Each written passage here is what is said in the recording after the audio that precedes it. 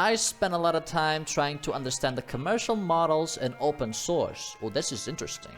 I'm sure you thought about writing open source software or even contributing to an open source project. How does one make it possible to feed themselves by doing something they love and are even doing something good for everybody else? A lot is written on the topic, but within open source there is nuance. Nuance.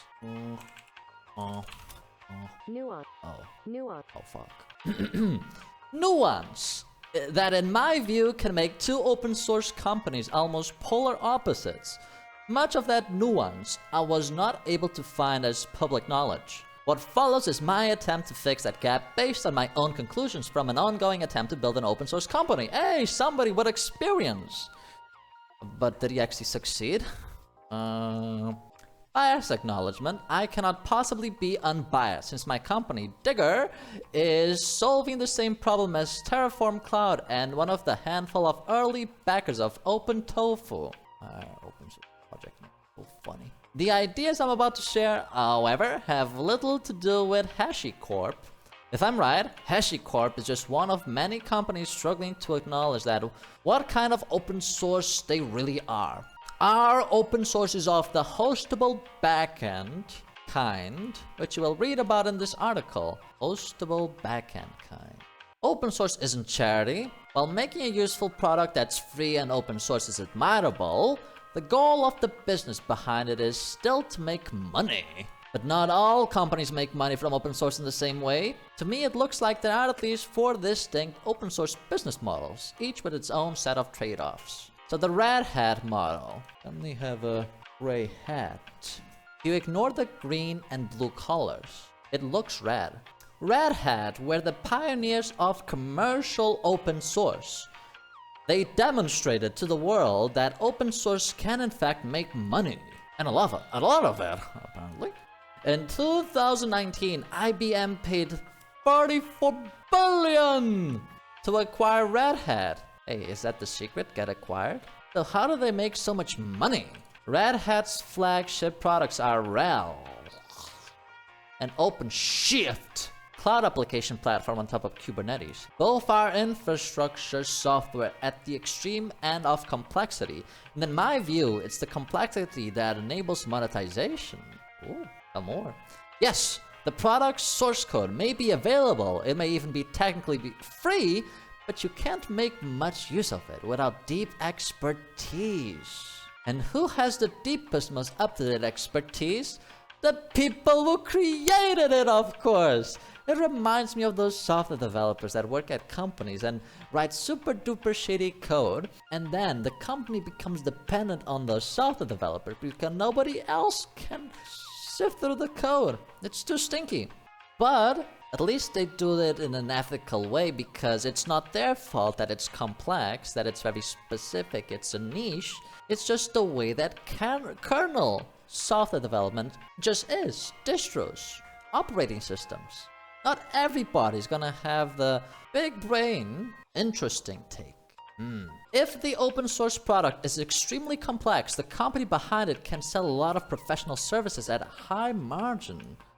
I see. So you make product that is complex, and people want to use that product, but they need help. So you can offer help in exchange for money. The margins won't be competed away, unlike with a traditional software consulting business. This makes the model highly profitable, and if the product is also scalable to thousands of enterprises, that's what makes it VC backable. I'm learning. The bar for extremely complex is high though. Only truly gigantic things like operating systems or cloud infrastructure platforms pass it. I've always thought about making my own operating system. It would be fun. I could stream myself. Such products are built by thousands of engineers and used only by large enterprises. Otherwise, it's just software, perhaps complex, but not extremely. With smaller open source products, the premium services model breaks. Damn it, just about anybody can download the source code and put it up and running.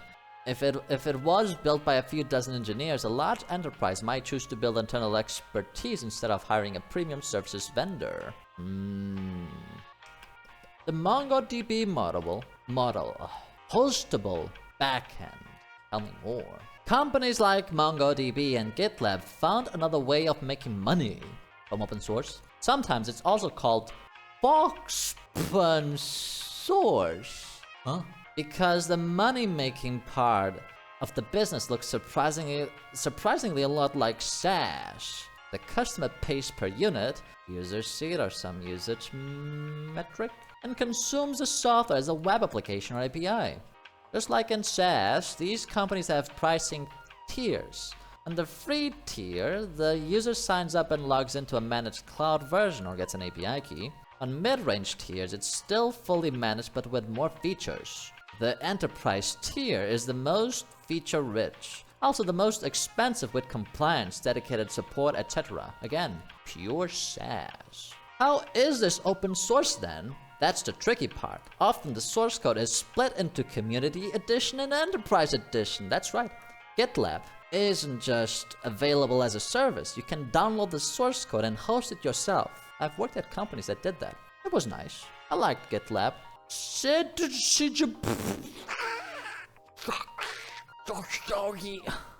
Founder of GitLab calls this way of splitting buyer-based open core. So the user technically doesn't have to use the cloud version. They can also self-host the community edition, but it is just more convenient and also cheaper for smaller organizations. And if I'm not mistaken, but I could be, there are also more features in the enterprise edition. If they don't do that, they probably should. And even if they don't, there's another advantage, because they could be hosting those instances on very powerful machines. So you'd be getting more bang for your buck. More bang for your buck? Is that how you say it? I'm European, I'm sorry. Like, imagine this, you have a machine that's actually very powerful, but you don't have a lot of storage. Let's say you only have 1 terabyte for some reason. You cheaped out on it. But GitLab could have maybe 100 terabytes, or even infinite, the Enterprise Edition. Yeah, I understand. This business model works for a similar reason to the Red Hat model, complexity. Really? The underlying mechanics is almost the same, except that services revenue is replaced by subscription revenue. Mission-critical pieces of backend infrastructure, databases, queues, secret stores are complex enough that maintaining the self-hosted version is not that trivial of a job. As somebody who's deployed GitLab, I disagree. It was actually pretty easy. Oh god, maybe now I'm ruining their business model. They're gonna lose potential customers because I said it was easy. Dun dun dun. Oh no. So it makes sense to pay the creators to maintain a single highly available cloud instance of it. And on the upper enterprise tiers, the vendor would happily maintain a dedicated instance of the product for the high-ticket customer, or even deploy and maintain it on premises. The only real competition for hostable backend companies are major cloud providers. They have effectively unlimited engineering resources, and if they choose to provide a managed offering of an open source backend application as part of their cloud services, the creators might well go out of business. Yeah. Isn't that what's happening to MongoDB? Mind you, I have not used Azure and Amazon Cloud Services for a very long time. But I remember seeing the option to use MySQL, SQL Server, and other databases as an option. You could get an instance with those databases up and running. They take care of replication and backups for you. But even then, the creators have an upper hand, as demonstrated by MongoDB and Elastic switching to BSL. Fair game, enterprises and startups alike are happily using the cloud offerings, while communities still thrive. The altruistic model. No way to make money. Many open source products that are supposedly commercial belong in this category, but the creators are failing to acknowledge it. The reason is again complexity. Huh? If your open source product is not complex enough for high margin services and is not a mission critical backend application to be provided as a managed cloud service, why would anyone pay for it? They can just use it as is for free. Maintenance is not too hard, and if you are charging X for an enterprise edition, anyone else can fuck your community edition. Build the missing features and charge 0.5x, you're instantly out of business. Languages, frameworks, compilers, command line tools are all in this category. Companies behind them often make some money off their brand on consulting, but not the Red Hat kind of money because it's just not as complex. Plenty of engineers know the internals of popular frameworks well enough to never need the expertise of the creators. There's also nothing you can centralize as a cloud version because every user needs their own copy of the code. So building a great product does not always lead to great business. Creating value is one thing, capturing some of it is another. The most famous example of that is perhaps Docker Inc. They literally changed the way software is built, and yet their business isn't nearly as massive as the world-changing impact might suggest. Is doing good for the rest of the world not more valuable than money? Because if that were the case, your software is so valuable. What is this model? The Vercel model? Best infra for X. At first I was going to only cover the 3 models above, but then thought of Vercel and realized that the model could also be viewed as open source. Sort of. It is certainly not as clear-cut as the other 3, but still worth covering. At Vercel model, the open source product Next.js has little to do with the revenue generating product, the hosting for it, but because the hosting platform is so good, many say the best in class, and Next.js is so popular, Vercel is the #1 choice when it comes to hosting a Next.js app. Oh, I see. Fundamentally, Vercel's offering is a vertical platform as a service optimized for front-end web applications. Next.js itself is not making money, but it serves as an acquisition product for the PaaS that hosts it. Frameworks tend to be stinky. It is not often that teams switch frameworks, which naturally leads to good retention on the hosting platform. Get them stuck, and then offer good service. And let's not forget, we're talking about front-end developers. They're the code monkeys of web development. So I believe that not a lot of them would be capable or have the knowledge to host their own application. They wouldn't know how to install it on a server. So Vercel is in a really great position. They make a great framework and they offer a great service to host their great framework. They know their audience. So what are HashiCorp?